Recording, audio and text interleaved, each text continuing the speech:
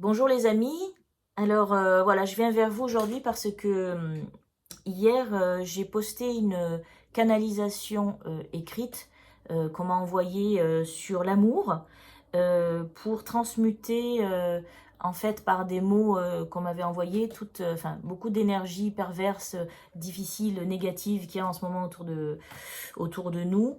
Et c'était très très lourd en fait. Donc j'ai envoyé ce message sur ma page Facebook pro. Et puis il y a des gens qui m'ont répondu oui c'est bien, hein, mais voilà comment être dans l'amour et le répandre alors que toutes ces énergies négatives sont si présentes autour de nous.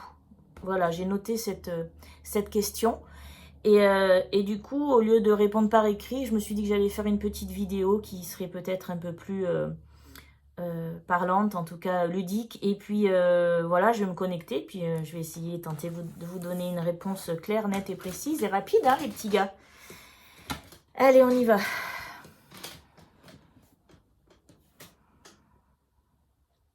Alors, pour être dans l'amour, c'est très simple, il suffit de savoir le reconnaître en soi. C'est-à-dire de regarder en son intérieur, regarder ce qu'on vibre, ce pourquoi on se sent bien, on est ouvert et savoir le discerner.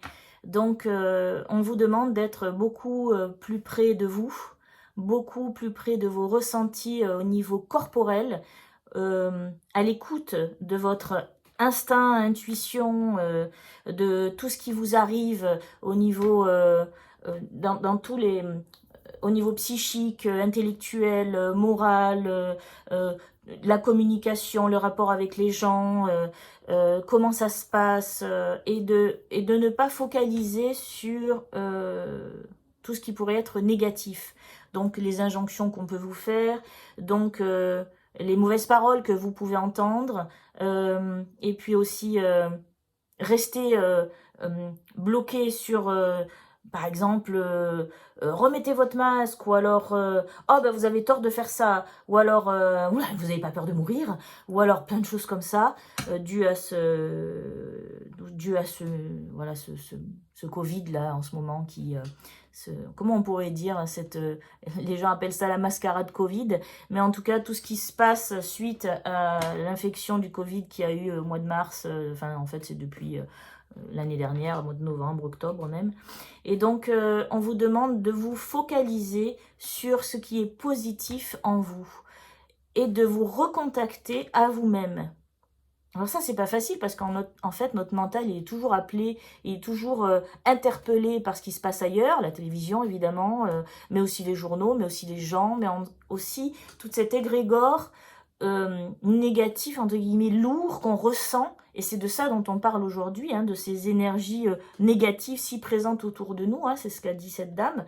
Et, euh, et de ne pas se focaliser là-dessus, tout de suite passer à autre chose, au moment présent, là où vous êtes. La première des choses, c'est donc vous recontacter à votre corps, vos ressentis, sans rester focalisé sur ce qui se passe ailleurs. C'est pas facile, mais c'est un exercice. Et on vous demande de le faire à chaque fois. Ensuite, eh bien, effectivement, vous focalisez sur autre chose, sur tout ce qui est positif à l'extérieur de vous. Donc, un sourire, un papillon qui passe, une personne que vous voyez dans la rue et qui est belle, qui vous semble belle. Essayez de regarder autour de vous ce qui est beau, de le retrouver le beau, d'essayer d'abord peut-être de le chercher, puis ensuite de savoir s'émerveiller de petites choses. Je sais pas, une odeur de pain grillé le matin.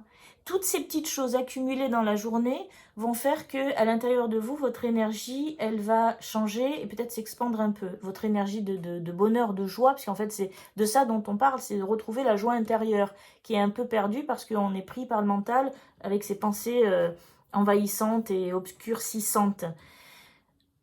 Voilà.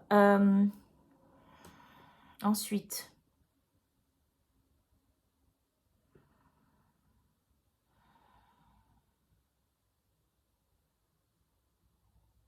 Voilà, alors les gens qui sont autour de vous, les gens qui parlent à la télé, ou les gens, ou les amis, comme j'ai dit tout à l'heure, peuvent très bien aussi...